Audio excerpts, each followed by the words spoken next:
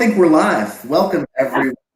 Good morning, good afternoon, good evening, depending on what time zone you're in. I do appreciate everyone who is out there tuning in and listening. My name is Dr. Hamilton, and I am joined today with Dr. Gatling. Hi. We want to talk to you today about the differences between our teams. So, as some of you may know, I am the medical director for the medical evaluation and diagnosis team of Telemedica. Dr. Gatling is the director for the psychological services team of Telemedica. And over the past year, we've had a handful of veterans who have ended up signing up for the medical team that really needed Dr. Gatling and her services and team, and possibly even the other way around. And we wanted to take some time to talk about the differences between our team and the best way to create a strategy for y'all as veterans to best align your diagnosis, both from the medical side and the psychological side. And there are some advantages to how you want to be seen. And we want to try to talk through that. Again, I'm seeing the veterans along with Sabrina. She had to work today, so she wasn't able to join us. But for medical diagnosis, so things like migraines or GERD or IBS or chronic fatigue or musculoskeletal pains, there are a handful of others that we've got listed. But those are the medical diagnoses that we are evaluating veterans for. Every now and again, we'll have a veteran sign up to see me or Sabrina on the medical team for depression or anxiety or PTSD, post-traumatic stress disorder. So those, however, really need to go to the psych team, the psychological team, Dr. Gatling, her team, and her services. And we want to talk to y'all about why that is the case. That having been said, I also know a handful of y'all have multiple complaints that you want to be evaluated for. Some of you may want to be evaluated for both migraines and depression, and that is completely normal and very common. That having been said, it is best strategically for you to sign up with a medical team to see me and or Sabrina for your migraines or headaches. We'll kind of work through that diagnosis process.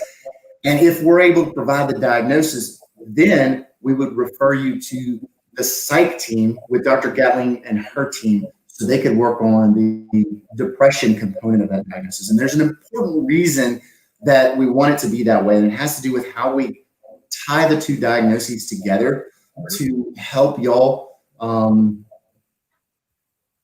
get the best result possible. And obviously, we want to remain objective with our evaluation in terms of both the medical side and the psychological side. So we have specific questions that we are going to be asking to confirm that you do meet the criteria for the various diagnoses, whether it's on the medical side or the psychological side. But if you do meet the criteria, then we want to make sure that you're able to maximize your benefits.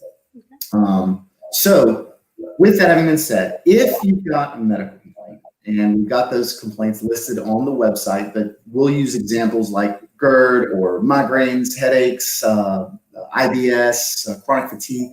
Those are medical complaints that I want to see, or I want you to see Sabrina. If, however, you've got depression or anxiety or PTSD, or I guess those are the big ones. I'll let Dr. Gatling address the other ones. We want you to see the psychological team of Telemedica. And I think that that's going to be really important for maximizing the outcome that you get. And now that we've kind of joined forces under the umbrella of Telemedica, I have much closer communication with Dr. Gatling, and she does with me as well. So if we end up with someone who's like, hey, look, I really need you to get hooked up with the psych team, and we can easily arrange that because that happens too. And would also take just a quick second to let all of you know, whether you're being seen for the medical or the psychological, you're not alone. It is very common. We see these complaints all day, every day. I see them whether I am working on the telemedicine platform with Telemedica, or even when I'm working in the emergency department. It is very common. It is even more common dealing with the psychological stressors and strains because of COVID-19. So really want to just take a second to encourage all of y'all. It's great that you're reaching out. We want to help you. We also want to make sure that we're asking the right questions to confirm the diagnosis, but then to get you the help that you need, and then hopefully the successful rating that you need as well. So I've been talking a lot. Let me introduce Dr. Gatling. Let her chat about the psychological service team, and I'm going to be quiet. Okay, thank you. So that's kind of the beginning process of what we want to really focus on, is to making sure that if there's a medical complaint, that you actually have been diagnosed with that with the diagnosis team.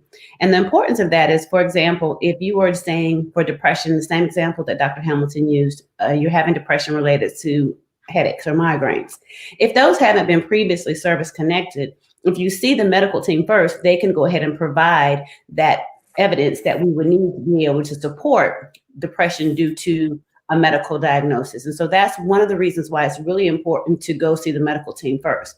Also, if you're asking for an increase in your medical information or your medical diagnosis that you're already previously service connected for, in addition to wanting to say that it has a mental health component, it is still also important to see that team first, because what we're able to do from the mental health side is to use that information as a springboard or supporting information to kind of justify why you're having the mental health symptoms. And then why it's so important to seek mental health for depression, PTSD. I mean, we see the variety of diagnoses. Those are kind of the anxiety, depression, PTSD are the ones that we see the most frequently, but those aren't the only ones that we're limited to diagnosing. So what is also important is, once you see the medical side and you see the mental health side, to really be open to what additional mental health diagnoses you may be diagnosed with. The biggest thing is not to really focus on what the actual diagnosis is, but really how it causes the impairment for you. And that's really where the mental health side can really be very, very beneficial with seeing us, is because we do a complete psychological evaluation and we look at the mental health diagnosis, and then we take it to the next level to say, okay, how is this diagnosis coupled with a medical diagnosis is causing this person some social impairment as well as occupational impairments.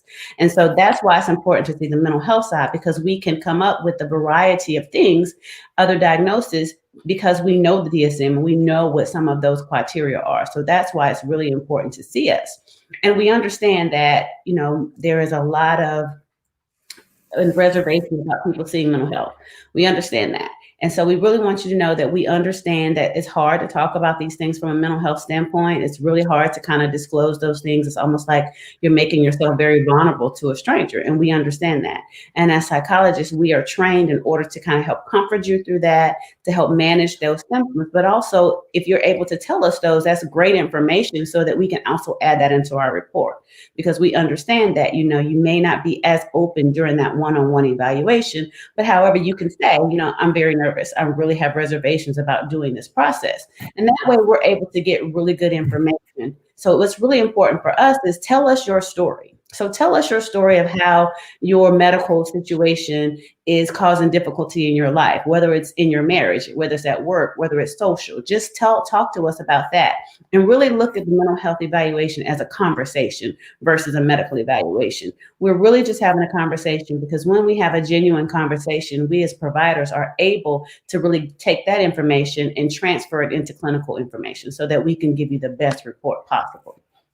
So just want to know that, and it doesn't mean that it's the end of the world if something happens and you don't go to medical first, but it's just really kind of the way that we really want to see things go, so that we can make sure we're giving you the best product, we're putting you in the best position in order to get your claim approved with the VA. Anything else you want to add, Dr. Hamilton? Well, no, I second all of that, and I think in the same way that we want our veterans to talk to us on the medical side about how the migraines or the IBS affects their daily life, not just at work, which is important, but also at home, which is equally important, because it's impacting their lives in a negative way that is not allowing them to produce, whether that means financially at their job or even just with time with their family, and that's equally important. I also want to reiterate and second the reservations that veterans and patients, people alike, have about mental health. And we really, really want to encourage you to, first of all, recognize you're not alone. There are hundreds of thousands, millions that are going through similar things. Everyone is unique and has their own story. But the most important thing is that you reach out and get help, because, I kind of equate it, and I'm way oversimplifying it, but I try to equate it to reading glasses. If you are having trouble reading because you can't see the words and all you need is some reading glasses, well, that's a fix. If you're having some depression or anxiety and you need some counseling, view it as reading glasses. It can really make a difference and help you. And again, I know I'm oversimplifying it, but I'm trying to put it in perspective of things that we take for granted, like, I need help seeing. We all need help in one way or another. And I really want to encourage people to get out there, to touch base with us. And then again, if you contact my team and we get to talk, and I'm like, I really think you need Dr. Gatling's team, I'm going to tell you that's what we're going to do. We're going to arrange you to get over there to see her service so that they can get you the diagnosis, evaluation, and make sure that you get the workup and information that you need to be evaluated for that diagnosis, and then follow up how we need to really help you the best. So that was it. I just wanted to reiterate that, second that. Certainly want them to feel comfortable coming to either of us for any complaint, and we can talk about that. And like I said, we have objective questions that we'll be able to ask to establish the criteria for diagnosis on either side. So this is really, the hope is that we are able to guide you as a veteran to best position yourself, assuming that we are able to provide the diagnosis, to best position yourself for the maximum benefit that you deserve. And I was looking at some of the comments. I didn't want to cut you off, but they were talking about being fired from a job. And that's information that both team needs to know, especially if it's related to your medical or mental health, because that gives us more information to see how this disability is affecting you in an occupational setting, whereas sometimes it's a little embarrassing to talk about if you've been fired from a job or if you've had some accommodations from a job. But that is something that is really, truly important to disclose in either appointment so that we can use that as supporting information in order to help you, assist you with your claim, and provide information of that level of impairment that it's causing you. Because it's going to cause you an occupational impairment, but also from a financial standpoint, it's going to cause you impairments possibly in your social life, in your personal life at home, as well as occupational. So that's important information for us to make sure that you disclose during this process with us. And also, please know that all of our information is protected. Mm-hmm. All of the software that we use is HIPAA approved. All of your information will remain private and secure. So please don't fear that that's going to get out or something like that. This is all protected information. We're not disclosing it at all. So please feel free to communicate that with us, because that's how we're going to be able to best help you and guide you. So definitely want to make sure that you know that all this information, the software that we use, the process, the strategy that we use on Telemedica side, all protected, it's all private, it's all HIPAA approved. So, and I don't know about Dr. Gatling, but I'm willing to bet that you can't tell us anything we haven't heard, or that it's going to surprise us. We've been doing this long enough. I'm a different for me. So there's nothing, I've worked in the prison system, I've worked in the VA, and I've worked in private practice. So there's really nothing I haven't heard. It may be a different version, but at the end, it's nothing I've not heard, and nothing I'm not able to manage. So definitely, and our team, sure that we have monthly meetings with our psychology team, so that we are making sure that each provider is well abreast and knowledgeable of the process and different changes within the process. So yes, please don't feel ashamed, embarrassed, any of those things, because we've been in the medical field and the mental health field, and so we understand.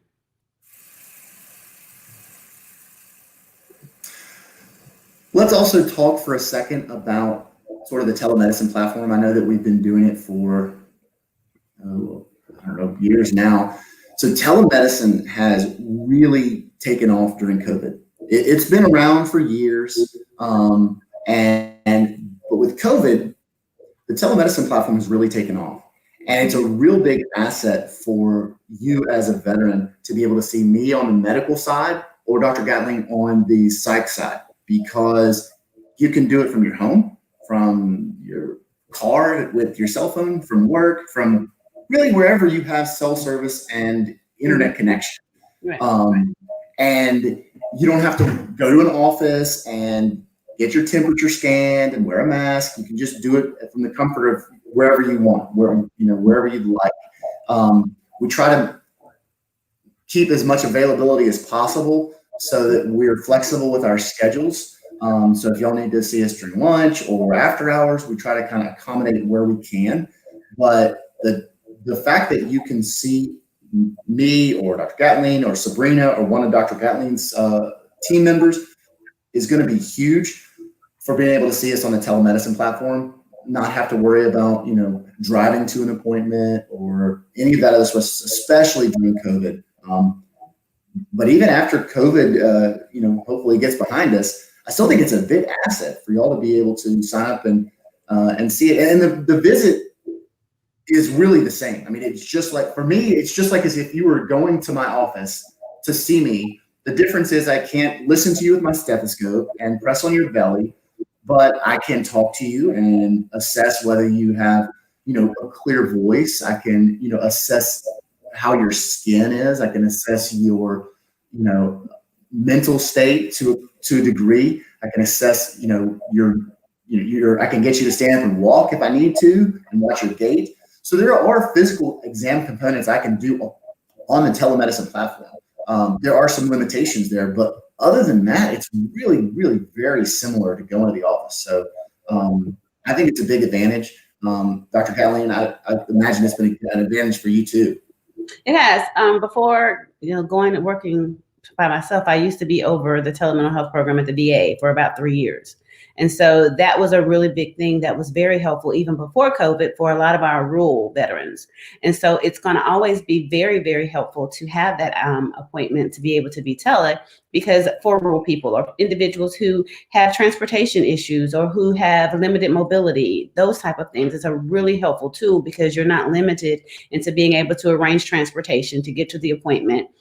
For medical issues, for those who have, other medical devices or prosthesis that have to come with them to the appointment, you're able to really kind of be in a comfortable setting in your home. And from a mental health standpoint, what I've been able to discover is kind of when you're in your comfort zone, you tend to be a little bit more open to disclose what's going on because you don't have that white coat we all know about. Because you're at home and so you're in your environment, and also it's able to give me background information because I'm able to kind of see your home environment if you're at home. Or if you have a caretaker who's in your home, they can join into the appointment and provide additional information. Or if you have a spouse and your spouse is at work, the wonderful thing about tele is they can dial into the call too. So you can have multiple people who support you on that one call versus trying to coordinate 10 people to come to a doctor's appointment.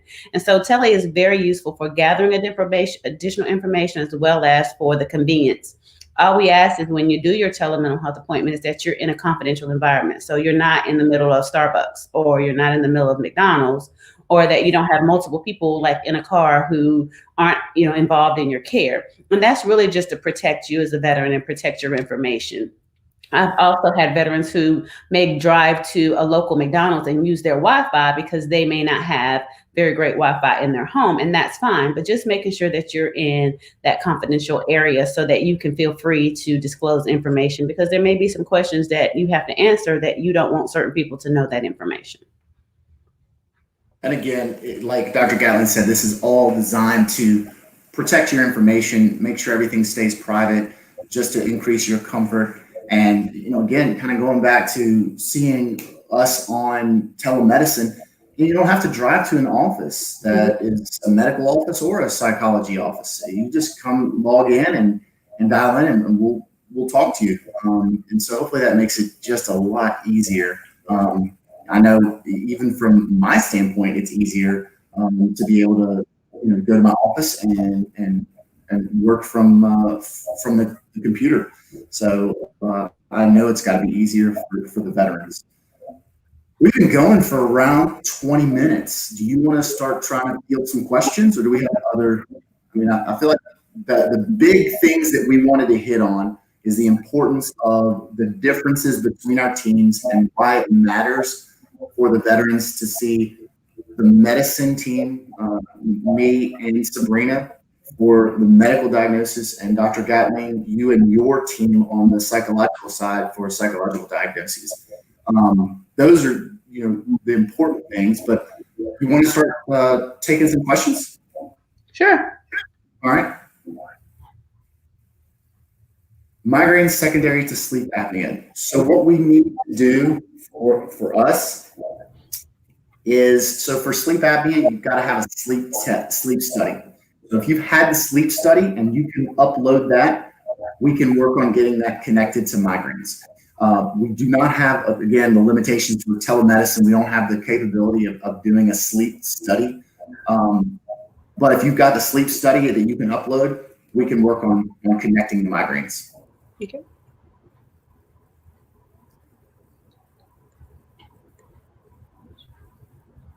Okay. So that's a question for me, I guess. How we can encourage them is to really talk about the stigma related to mental illness. Really begin to educate everyone in the population about kind of having difficulties, especially now with COVID.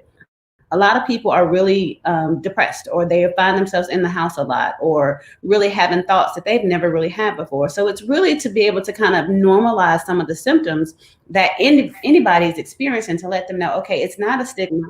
I almost like to look at mental health as in the medical side. If someone was to tell you that you had diabetes, there are going to be a set of things that you have to do. You're going to take your medicine, you're going to change your diet, keep your stress level down. There's all those other things. If you look at mental health in that same way, that you can actually do these things to actually get better, then it helps to minimize that stigma. And so I think the biggest thing, really, if I could say anything, is to really talk about taking away that stigma.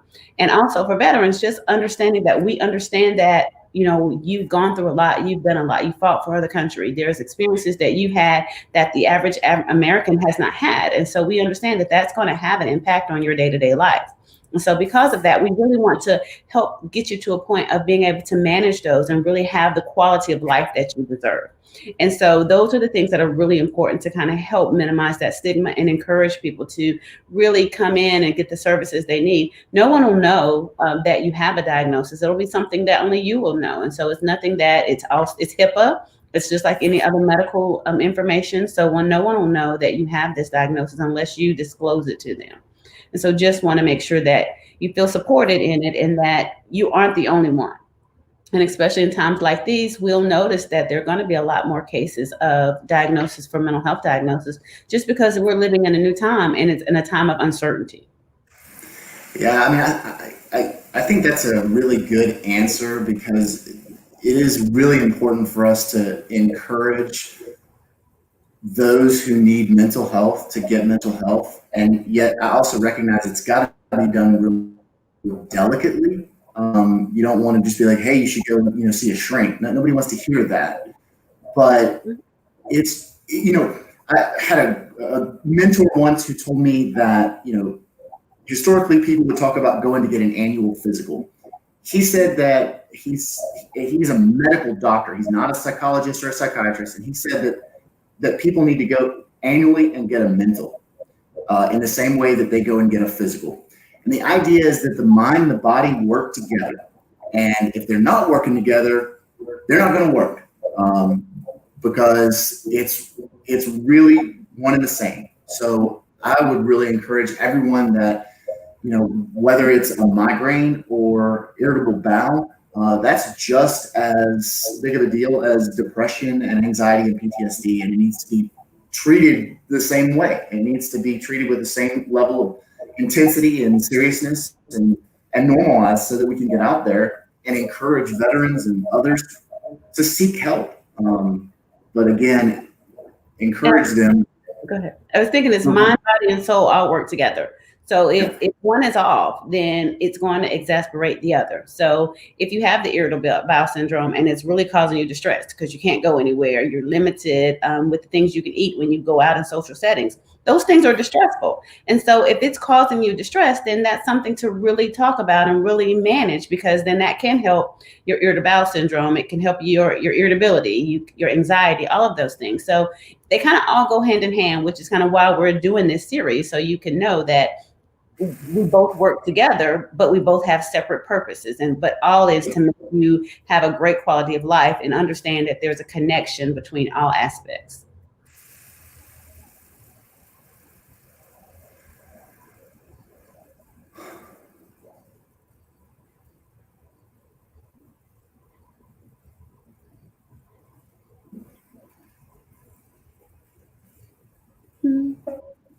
I would say no from a depression standpoint.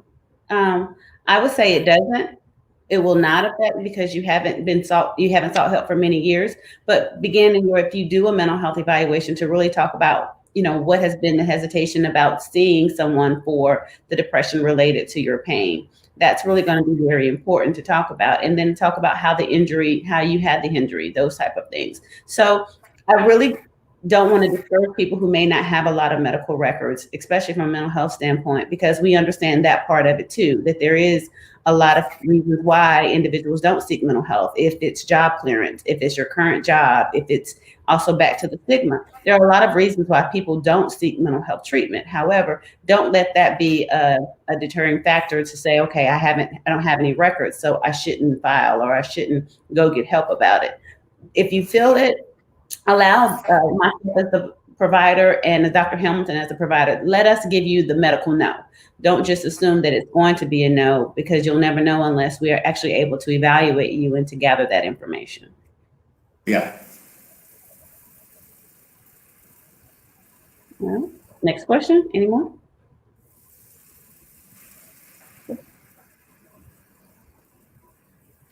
Yes. I have worked with that in the past. Yes.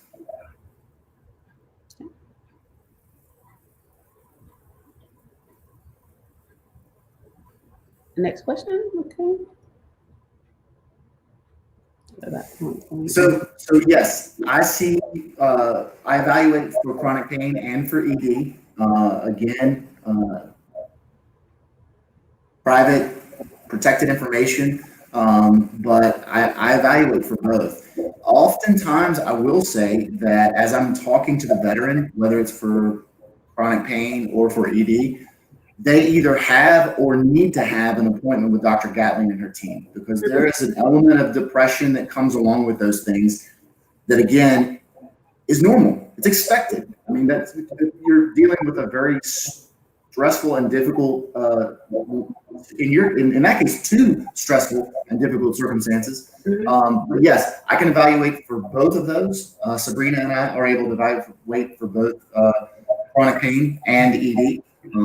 And then if we do in our conversations, get the sense that we need to have you see Dr. Gatling and her team, we'll bring that up and talk to you about that. And if you're open for that, we'll refer you over to her team, because oftentimes there is overlap between those conditions, also chronic fatigue, fibromyalgia, those conditions, as well as the mental health side with anxiety and depression. And to piggyback onto that, with those two specific diagnoses, it caused a lot of impairment socially. And so that is really, really important to see the mental health side when you have those two diagnoses, because we understand how both of those can have an impact and cause distress. And so you can have what we call depressive disorder due to those symptoms, and what those secondary symptoms are, whether you're having mixed symptoms with anxiety, what have you. But those two together a lot of times do cause secondary mental health diagnosis. And so it's something to really consider when having those two diagnoses and filing your claims.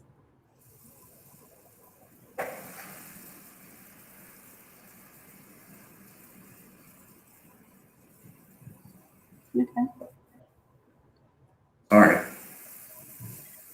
So with that one, I can chime in and say, I don't know if with that 80%, is it a part of mental health within that 80%? That would be important to know. If you feel that your anxiety has increased secondary to your medical symptoms, it would be worth looking at getting increase in that mental health diagnosis, as well as also looking to see if there's any additional increase needed for your other two medical diagnoses. So you can actually just put in a claim for your anxiety and secondary to your medical diagnosis to see if it's warranted for an increase because your anxiety is increasing.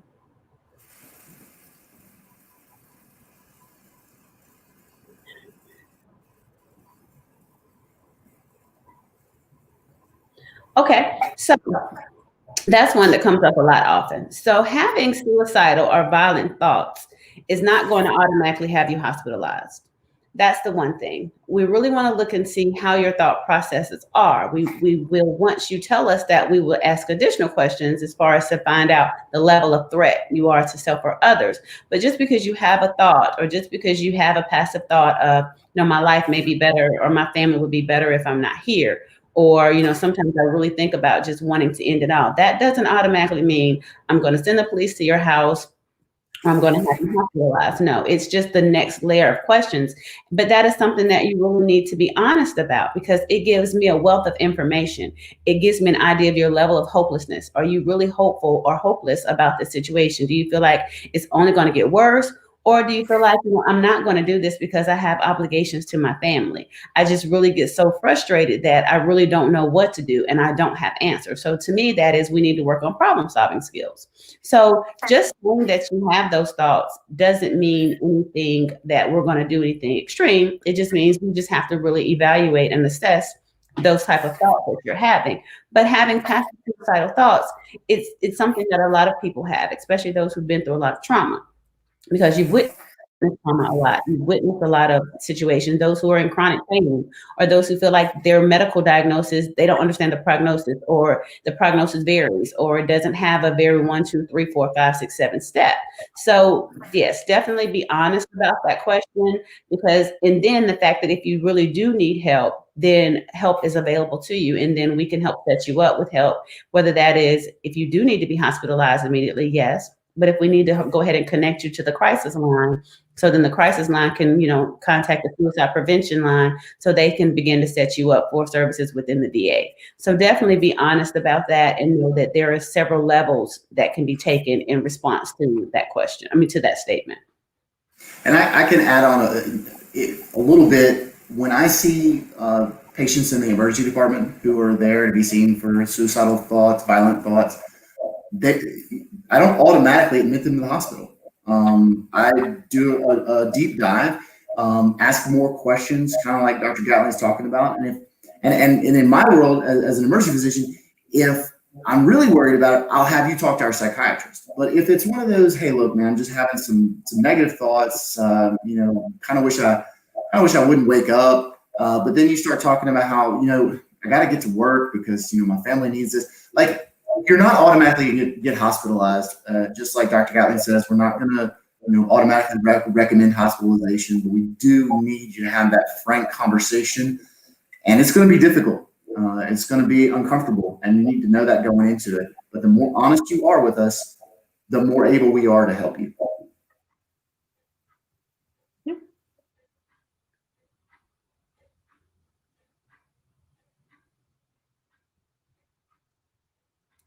Well, I can add the first part, and then I'll let you chime in on the second part, Dr. Hamilton. Does that work for you? That's fine, yeah. Okay, so with the insomnia, you can add insomnia. I also want to know that insomnia is kind of a part of the PTSD diagnosis criteria too. So it really will be talking with the provider just to see how severe the insomnia is that you're experiencing and how that relates to the PTSD, or are you really having insomnia that's totally separate, also coupled with the fact that your insomnia is complicated with your sleep apnea. So that's not really a straightforward question as if it's going to be an increase, but you definitely can file for it in addition to having PTSD. And as far as the second part of that question, I think the answer is yes, but I need to double check with the Nexus Letter team in my group to make sure that that's the case, because they would need to do a deep dive into your service work and connection. But I think the answer is yes. But again, let me put an asterisk next to that and double check with the Nexus Letter team on that.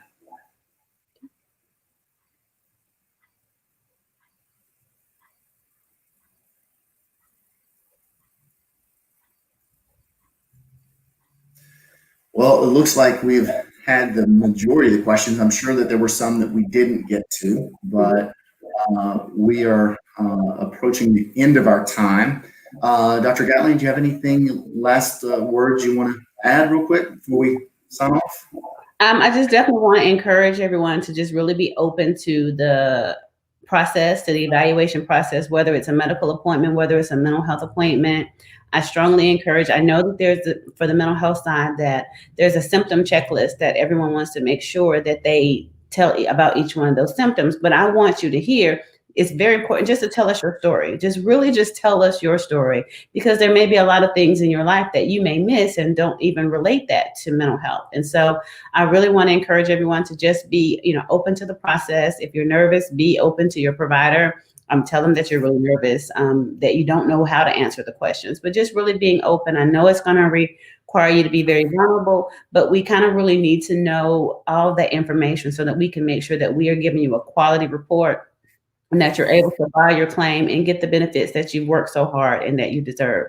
And just also want to tell everyone Happy New Year, hoping that 2021 brings you a lot of cheer and all of the things that you are looking for it to do for you. Yes, Happy New Year indeed. And please be open and honest with us. We're going to do everything we can to give you the best advice and help that we can. The better you're able to share with us, the better we're able to determine if you meet the criteria for the diagnosis you're seeking, whether that's on the medical side or the psychological side. So it really behooves you to share with us so we can better secure the diagnosis for you, and then allow you to kind of get that next step towards getting your disability rating. I know that there are probably lots of other questions out there. We'll do everything we can to answer those at some point. But thank you everyone for signing on and listening. We hope this was helpful. If you end up seeing me and you need Dr. Gatling, I'll get you over to her without too much trouble. Okay. And thank you all again. And thank you all again. Happy New Year and take care. All right.